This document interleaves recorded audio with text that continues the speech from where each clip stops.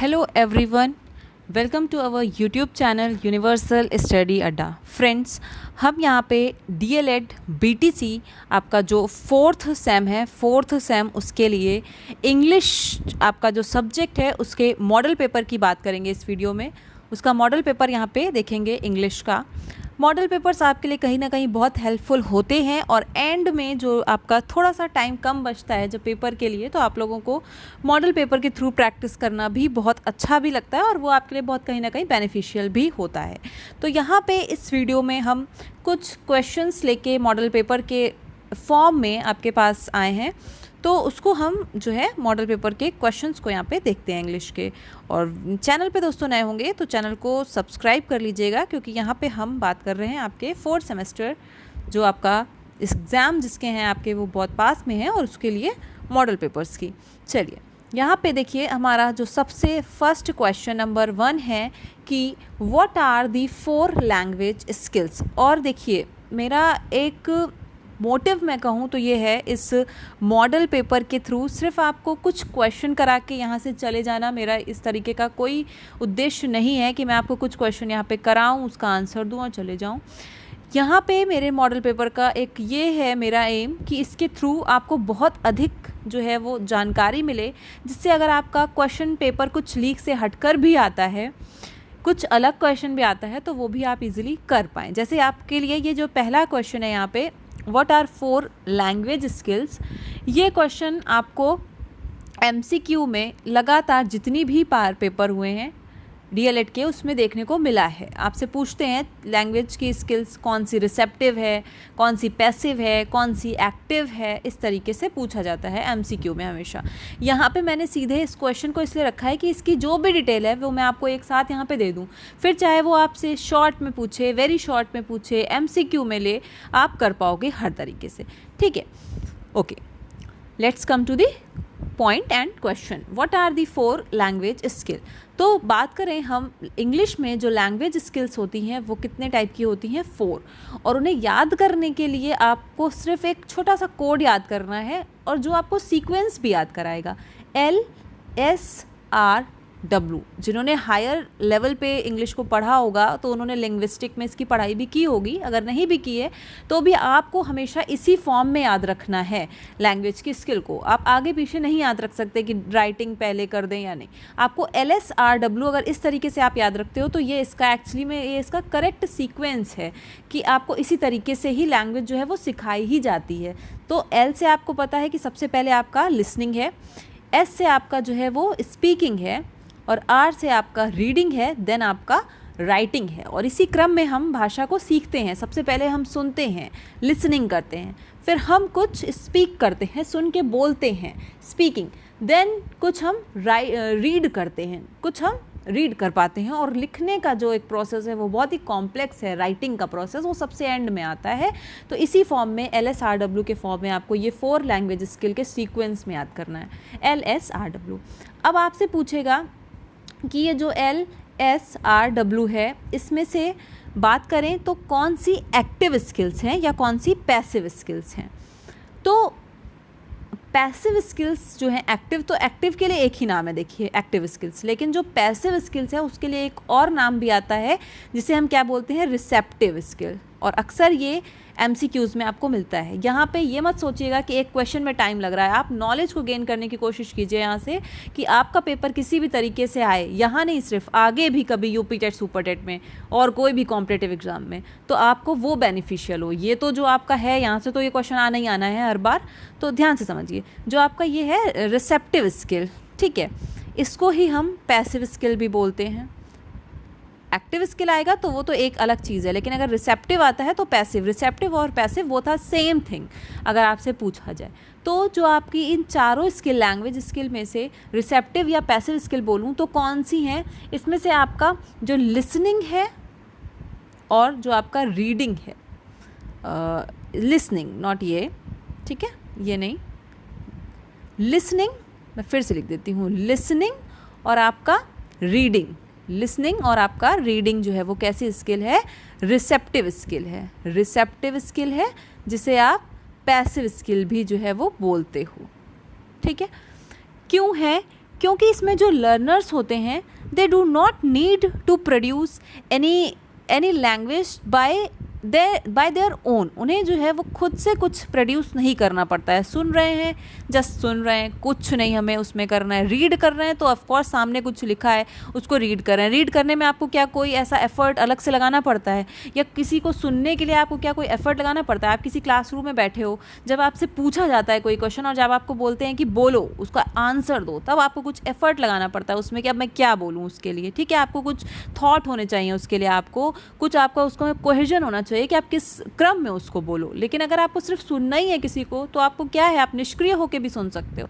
हालांकि सुनना नहीं चाहिए निष्क्रिय होकर, लेकिन इसको इसीलिए पैसिव स्किल या रिसेप्टिव स्किल कहा गया है क्योंकि आपको उसमें कुछ अपने एफर्ट नहीं डालने पड़ते हैं। इसलिए लिसनिंग और रीडिंग जो आपके सामने लिखा है वो आप पढ़ दोगे, तो इसको आपको इसीलिए जो है वो निष्क्रिय या रिसेप्टिव स्किल कहा गया है। इसमें बच्चे हमेशा कंफ्यूज होते हैं, 4 स्किल आ गई, अब कौन सी है रिसेप्टिव, पता करें क्या करें। नहीं, आप सीधे समझो ना कि आपको लिसनिंग में कोई एफर्ट नहीं लगाना पड़ रहा है, सुन रहे हो आराम से, रीड कर रहे हो कुछ देख देख के, तो क्या एफर्ट आपको करना पड़ रहा है। इसलिए इनको पैसिव स्किल कहते हैं। ध्यान आपको यहाँ पे ये रखना है कि रिसेप्टिव स्किल जो है इसी को कहते हैं, पैसिव स्किल को। ये आपका 1 नंबर आपको ज़रूर दिलाएगा आपके बीटीसी के जो पेपर आ रहे हैं 4 सेमेस्टर के, क्योंकि ये क्वेश्चन आपका हर बार आता है वहाँ पे, ठीक है। तो ये तो बात हो गई हमारी रिसेप्टिव और उसकी पैसिव की। अब हम बात करें अगर एक्टिव स्किल की, तो एक्टिव स्किल्स क्या होंगी जिसमें हमको एक्टिवली कुछ एफर्ट करना पड़े, कुछ हमारे थॉट हों जो निकल के बाहर आए। वो है स्पीकिंग। जैसे मान लीजिए मैं अभी आपसे इस समय बात कर रही हूँ, कुछ आपसे स्पीक कर रही हूँ, तो मुझे मेरे माइंड में कुछ ना कुछ ऐसा थॉट प्रोसेसिंग चल रही है जो मैं बोल रही हूँ आपसे, तो कुछ ना कुछ मैं विचार करके आपसे बात कर पा रही हूँ, तो इसमें कुछ ना कुछ मेरे एफर्ट यूज़ हो रहे हैं। तो ये कैसी स्किल है आपकी? एक्टिव स्किल है। इस टाइम मैं एक्टिव हूँ पूरी तरीके से, ठीक है, तब मैं आपसे कुछ आपको समझा पा रही हूँ, कुछ अपने थॉट आप तक दे पा रही हूँ। तो ये आपकी जो स्पीकिंग है ये एक एक्टिव स्किल है। इसके अलावा बात करें राइटिंग की, जो आपकी राइटिंग है, जो राइटिंग होती है वो भी आपकी एक्टिव स्किल होती है। क्यों?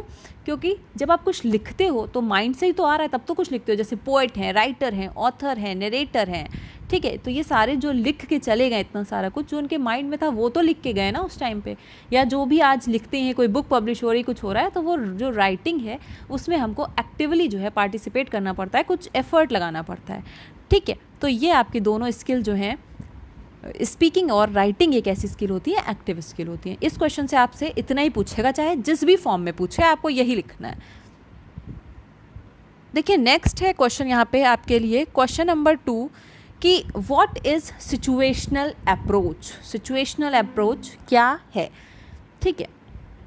तो सिचुएशनल अप्रोच की अगर हम बात करें तो basically it is associated with the situation और a kind of real situation we can say, कि इसमें जब कोई चीज़ सिचुएशनल अप्रोच में जब कोई चीज़ सिखाई जाती है तो वो रियल लाइफ की सिचुएशन को ले के सिखाई जाती है, कि रियल लाइफ की आपकी क्या सिचुएशंस है उन्हें ले के जो है वो सिखाया जाता है, ठीक है। उसके अलावा आप जब कोई किसी चीज़ का रेफरेंस देते हो किसी बच्चे को सिखाने के लिए, जब आप रेफरेंस दोगे तो वो कैसे रेफरेंस होंगे आपके?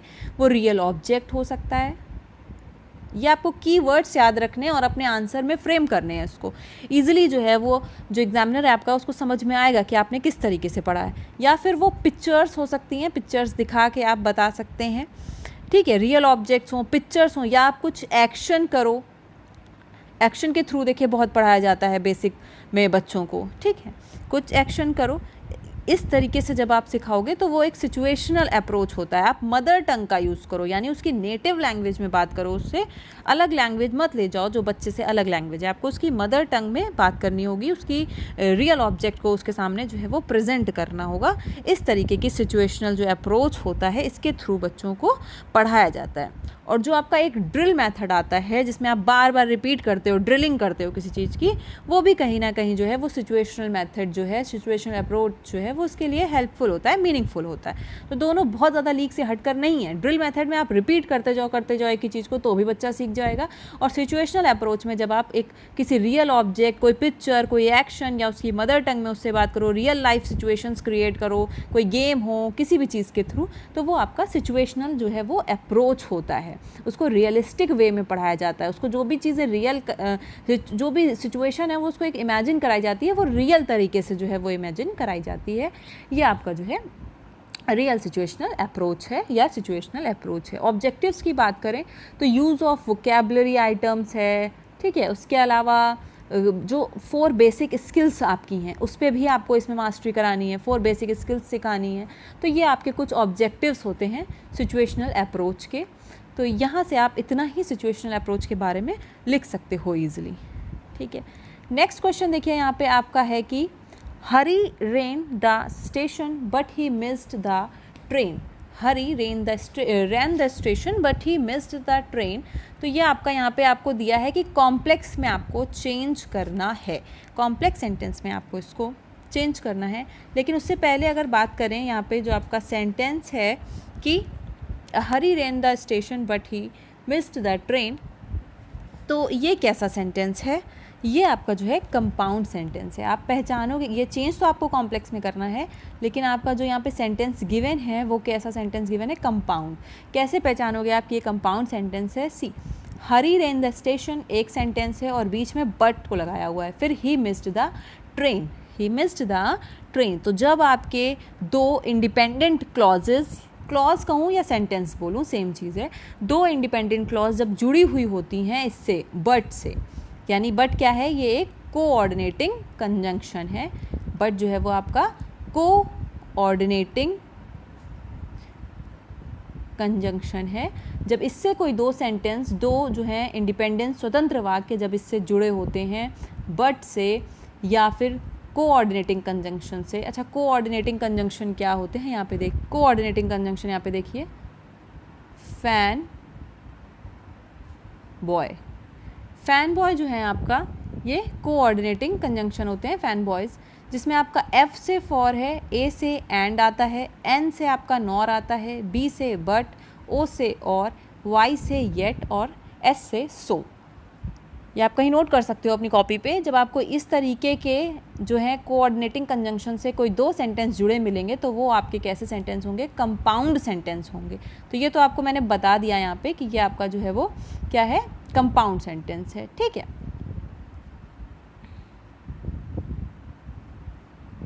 अब यहाँ पे पूछ रहे हैं आपसे कि आप इसको चेंज कैसे करेंगे? हरी रेन द स्टेशन और but he missed the train, इसको आपको कॉम्प्लेक्स में चेंज करना है।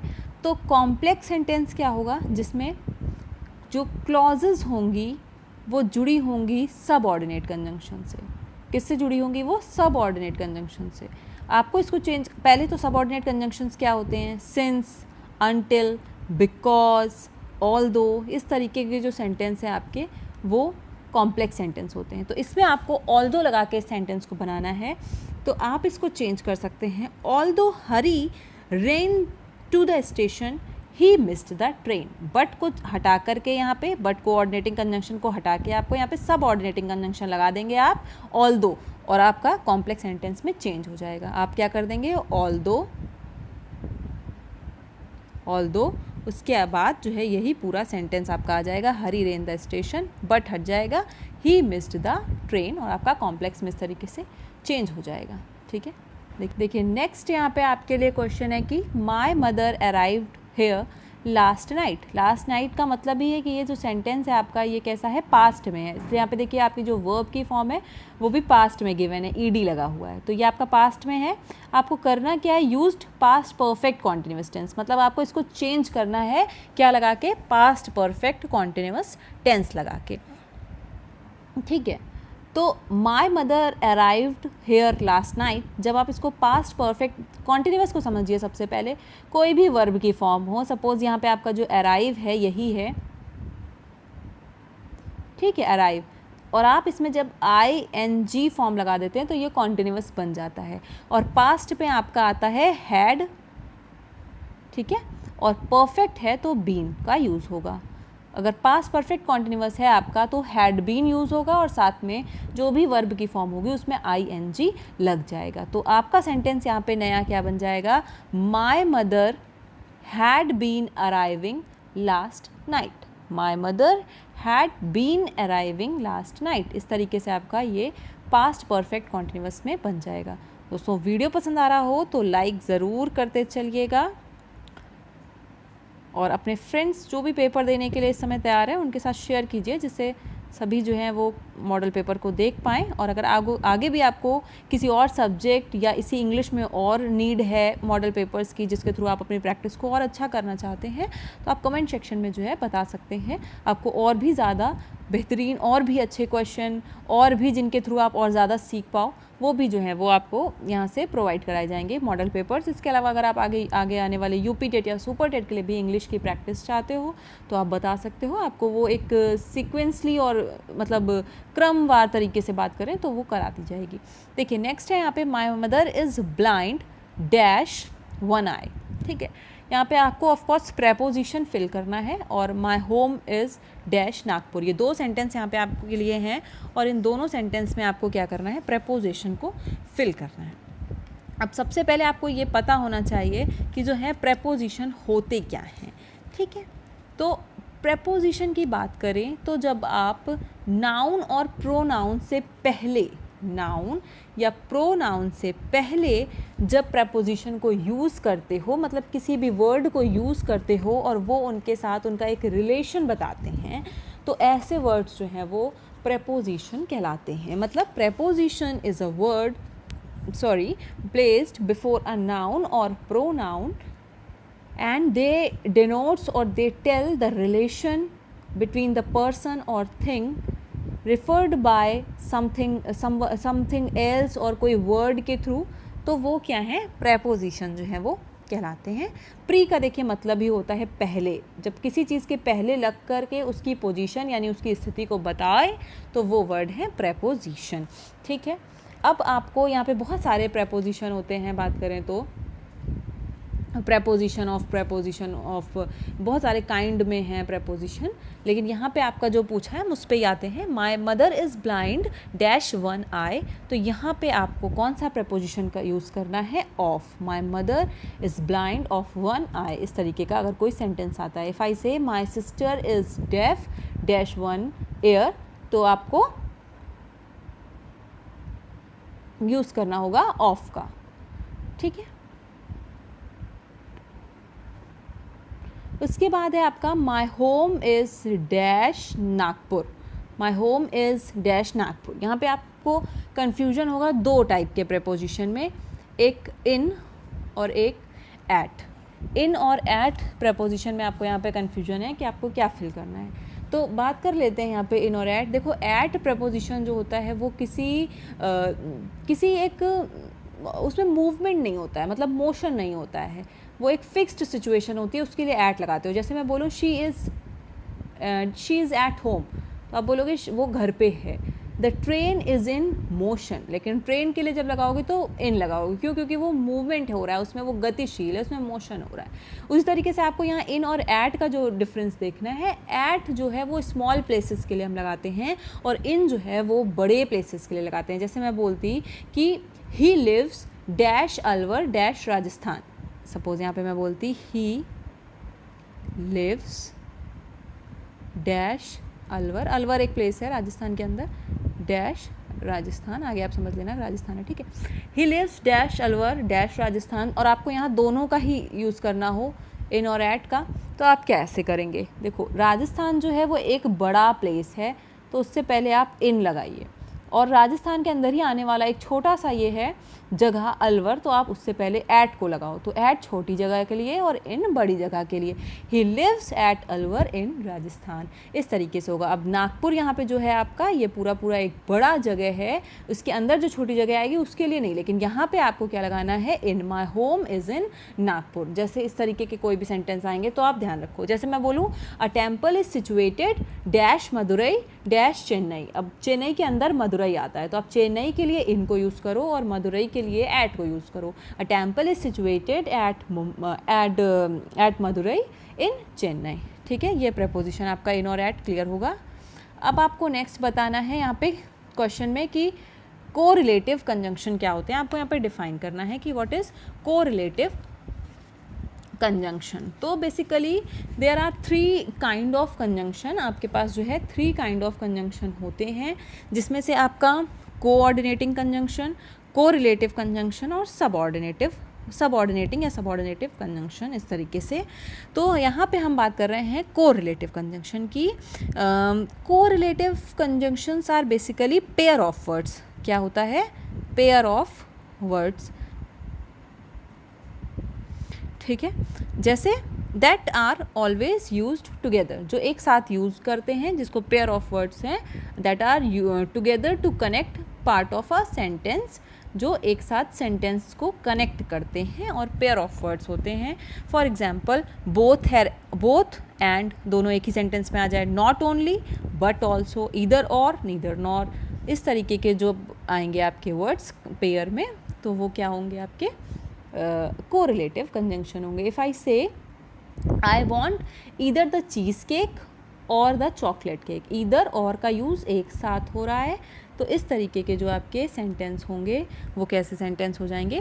कोरिलेटिव सेंटेंस, और कोरिलेटिव कंजंक्शन का यूज़ किया हुआ है आपने इसमें, ठीक है। देखिए नेक्स्ट क्वेश्चन आपका यहाँ पे क्या है? नेक्स्ट क्वेश्चन में यहाँ पे आपसे पूछा गया है, write an application to the principal of your school requesting him 1 week leave to attend your sister wedding, ठीक है। यहाँ पे आपसे पूछा है, write an application to the principal of your school requesting him 1 week leave to attend your sister wedding. आपको एक यहाँ पे एप्लीकेशन लिखनी है। तो बेसिकली एप्लीकेशन में कुछ नहीं, जैसे आप हमेशा से लिखते आए हो छोटी क्लासेस में, उसमें कुछ नया नहीं है। To the principal, then your school name, then your school address you can write, ठीक है। और सब्जेक्ट आपको वैसे बेसिकली एप्लीकेशन में नहीं लिखना पड़ता है, लेटर में लिखना पड़ता है। लेकिन जब एप्लीकेशन इस तरीके की होती हैं जो आप प्रिंसिपल को दे रहे हो, तो वहाँ पे आपको सब्जेक्ट मेंशन करना पड़ता है, क्योंकि वो पूरे एप्लीकेशन को नहीं पढ़ के वो सब्जेक्ट को ही पढ़ के आइडिया लगाते हैं कि आपको लीव क्यों चाहिए, तो वहाँ पे आपको सब्जेक्ट देना पड़ेगा, ठीक है। आपने सब्जेक्ट लिख लिया कि request for leave to attending wedding ceremony of my sister, इस तरीके से आपने सब्जेक्ट लिखा। देन आपने फिर रिस्पेक्टेड मैडम लिखा, और अपना body of the letter 3 part में आप कवर कर सकते हो। अच्छे मार्क्स पाने के लिए आपको 3 पार्ट में करना पड़ेगा। एक इंट्रोडक्शन, देन फिर आपको क्या रीज़न है, और देन फिर आपको एक कंक्लूजन, 3 पार्ट में।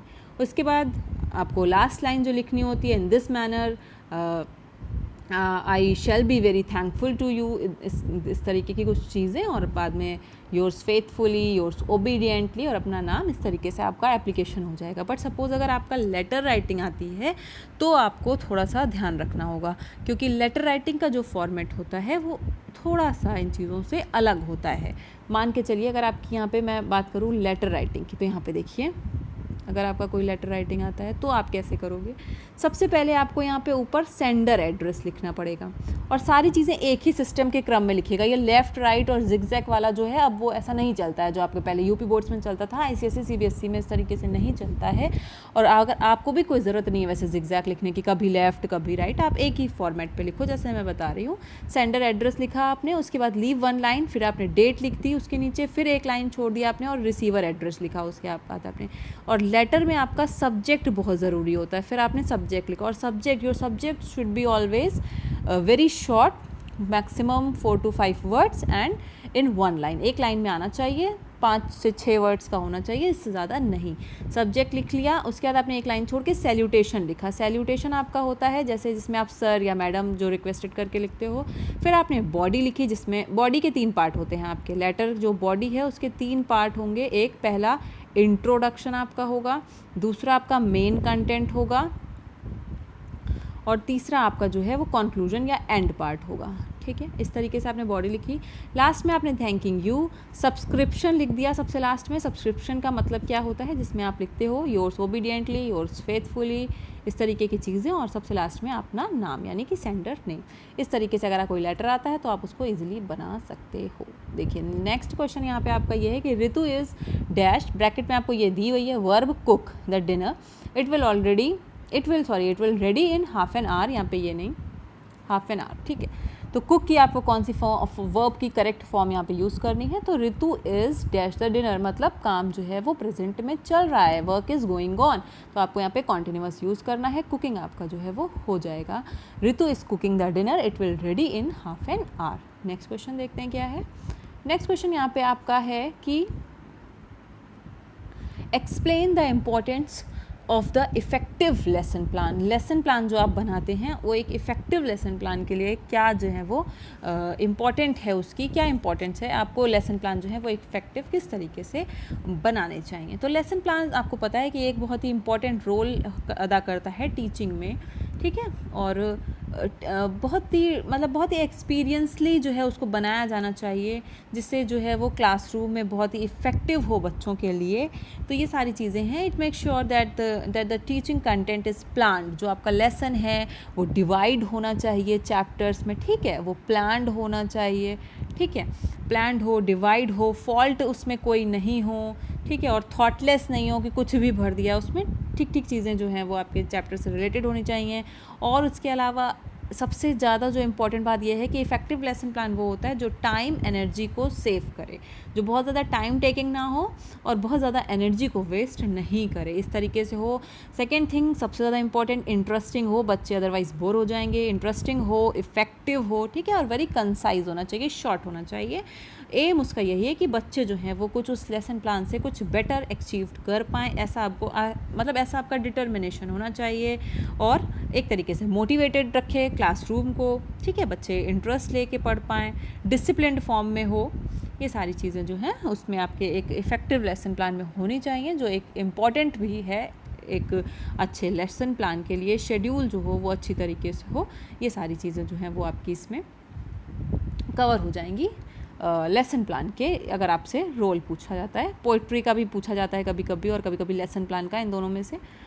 तो अगर आपको और आगे मॉडल पेपर की नीड है या मैं करवाती हूँ तो उसमें और भी क्वेश्चन मैं कवर करवाऊँगी।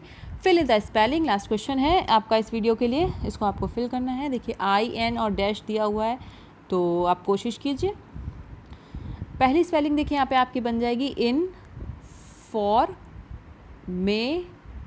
इन्फॉर्मेशन, और दूसरी बात करें तो यहाँ पे कॉन्सोनेंट, ठीक है, कॉन्सोनेंट। फिल द स्पेलिंग, आपको ये 2 स्पेलिंग फिल करनी थी, इन्फॉर्मेशन और कॉन्सोनेंट बनेगी। अगर आपको जो है आप चाहते हो खुद से प्रैक्टिस करना, तो वीडियो को पॉज करके खुद से ट्राई किया करो, फिर देखा करो आगे की क्या चीज़ें हो सकती हैं। तो दोस्तों आज की वीडियो में इतना ही। वीडियो पसंद आया हो लाइक कीजिए, चैनल पर नए हैं सब्सक्राइब करके जुड़ जाइए, बेल आइकन प्रेस कीजिए जिससे डेली नोटिफिकेशन मिल सके आपको, और अपने फ्रेंड्स के साथ शेयर भी कीजिए जिससे उनको भी बेनिफिट हो। बाकी मेन कमेंट सेक्शन में आप बताइए कि कैसा लगा आपको वीडियो, और आगे फर्दर आपको मॉडल पेपर्स चाहिए किस चीज़ के, या पर्टिकुलर इंग्लिश के ही चाहिए तो उसके लिए। और आज की क्लास का एक होमवर्क मैं आपके लिए दे रही हूँ। एक सेंटेंस है जिसमें आपको प्रेपोजिशन फिल करना है, तो उसको आप जो है कमेंट सेक्शन में, उसका मेन कमेंट सेक्शन में आप उसका आंसर बताएंगे। देखिए आपका यहाँ पे क्या है कि we purchased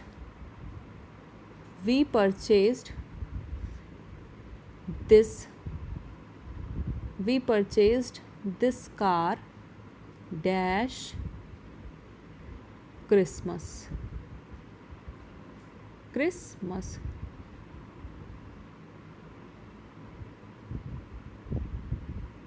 ठीक है। We purchased this car dash Christmas।